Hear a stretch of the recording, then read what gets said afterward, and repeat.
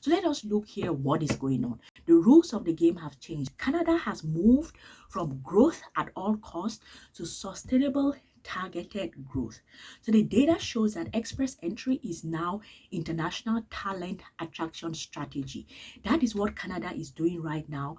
And general admissions are competitive and they are practically sort of prioritizing people in specialized pathways, and we are going to be breaking down these specialized pathways on what Canada is looking for right now. So student strategy tip: stop aiming for a high score and start aiming for a specific bucket. We are going to discuss these buckets as we go ahead in the video, but what you should know is that things have changed with reference to moving to Canada.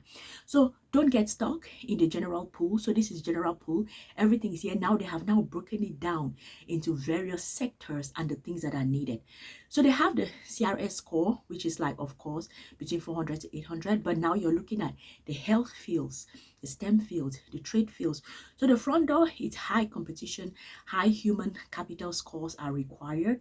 But the side door, which is this side door here, the category-based selection is based on occupation and language based off of the 2026 update, and the healthcare cutoff is 467 for the CRS score, which is actually different compared to what has been happening prior. So let's look at the 2026 priority map, like what is going on in terms of moving to Canada.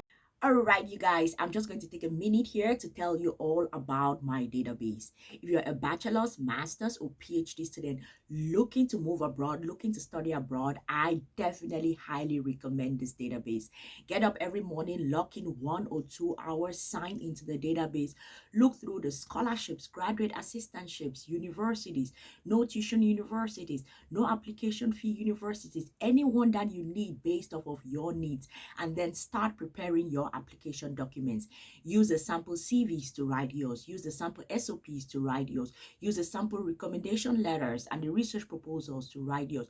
Go through that whole process. Apply, apply, apply. If it gets hard somewhere along the line, use AI to push through. That was actually my strategy to get 4 fully funded scholarships. And I know that if you do that daily for the next 6 months, 1 year, you are also going to get your own fully funded scholarship. The link is in the description box. Sign up and good luck. And by the way, I know someone who DIY'd her process and moved to Canada last year. If you want to move to Canada, I am a huge fan of DIYing processes, you guys. If you know me, I'm like, I'll give you the people, I'll give you the resources. People can give you information, resources will give you information, but that process, you can do it. You need to believe in yourself. You need to work hard, and you are going to figure it out. So if you're someone trying to move to Canada, let me know. I'll connect you to her, and then she can give you the information. And of course, it's a paid for service. As I've said already, you all should not be wanting people to work for you for free. Don't do it. All right, let's look at the 2026 priority map. So you have the renewed pillars: healthcare and social services, they are looking for you all. STEM, they are looking for you all. Trades, they are looking for you all. Essential services: transport, pilots, mechanics, they are looking for you all. Agriculture and agri-food, they are looking for you all. And then education, like those in that sort of essential working categories, they are looking for you all.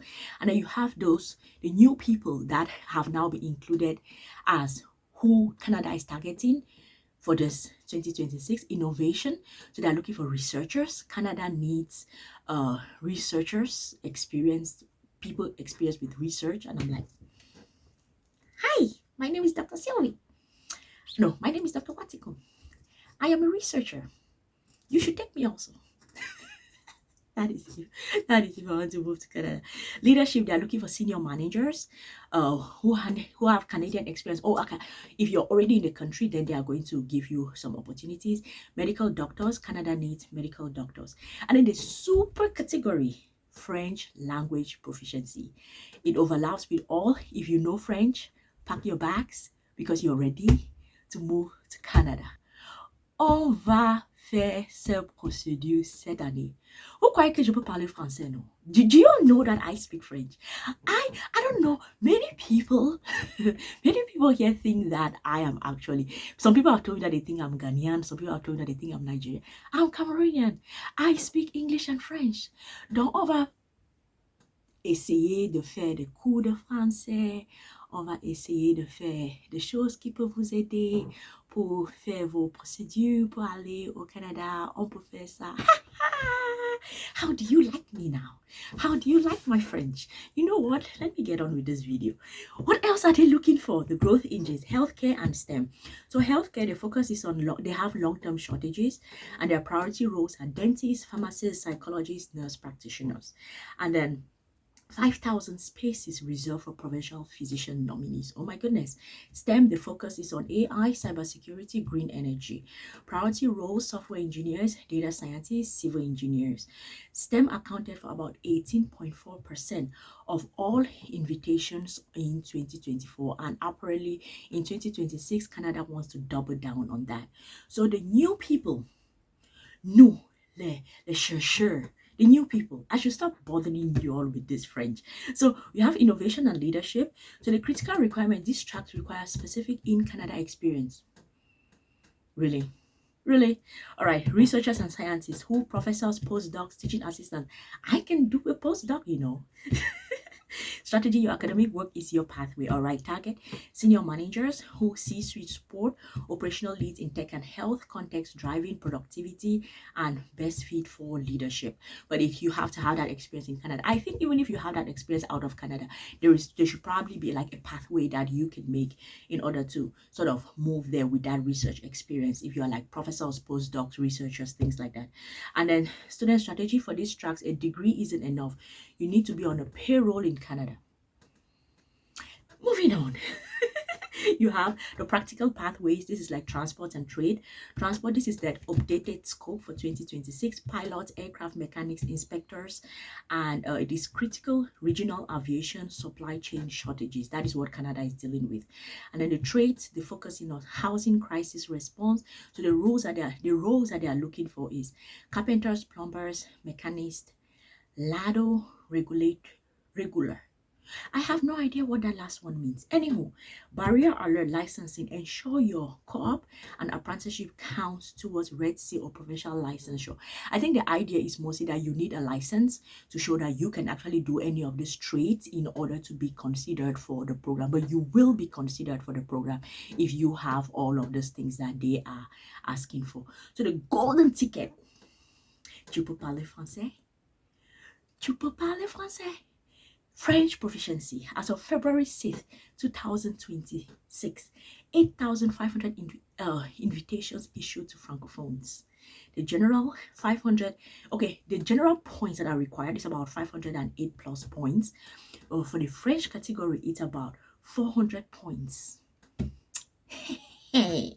Inside, this is the single biggest leverage points for students from the global south. Start learning French today. Start learning French in the comment section. Can you introduce yourself? Salut, je m'appelle Sylvie.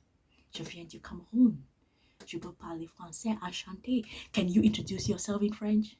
Can you introduce yourself in French? You all know what? I'm going to stop bothering you all. Student strategy tip: if you're struggling to break 500 CRS points, learning French is faster than getting a PhD. Oh my goodness, that is crazy when you come to think about it. The home court advantage, the trend, early 2026 draws focus heavily on Canadian experience, and the message is Canada wants to transition people from temporary residents in order to be like permanent residents in Canada. Of course, that is what they are trying to do, but this is for those that are already within the country. So let's talk about a 12-month plan. What are you going to do? The old rule, there was like a duration, but now the new rule, you have this 12 months continuous. So there's a policy change for renewed categories: healthcare, STEM, trade, education, that should be AI, transport. Requirements: 12 months continuous experience in the last 3 years. And then according to majors, what are the majors that they are looking for? The first lane, business students, pivot to tech health management, and the target is senior management category. Lane 2, science and art students. The pivot is university teaching assistants and research assistants, and the target is the research category. The lane 3, engineering students. The pivot is towards technicians and technologies, and the target is the STEM category. So there's a universal pivot. Add French to any degree to lower your points requirements by 100. By 100, oh my goodness, that is a lot. That is a lot of points just because you can speak French.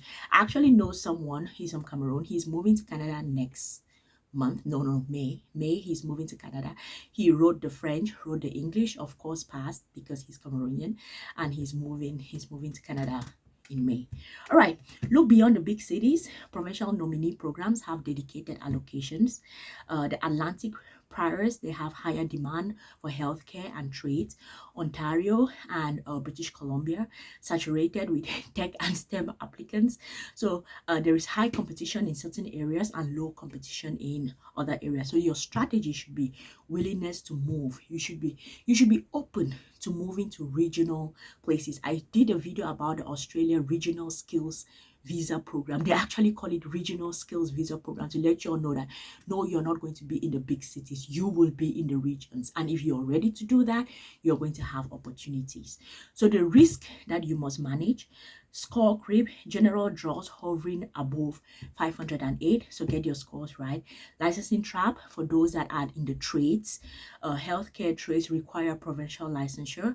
And then continuity, gig work breaks the 12 months rule. So you have to sort of be tied to an employer, an official person that is giving you all of these things. So what are you going to do right now? You should audit, count your months, test your French, validate your licenses, and you are ready to go to Canada. So the concluding, you are the talent that Canada wants. So I hope that this video was able to move you all from confusion to clarity as to what is happening right now in Canada, what they are prioritizing, the fields they are prioritizing, and how you can take that to your advantage.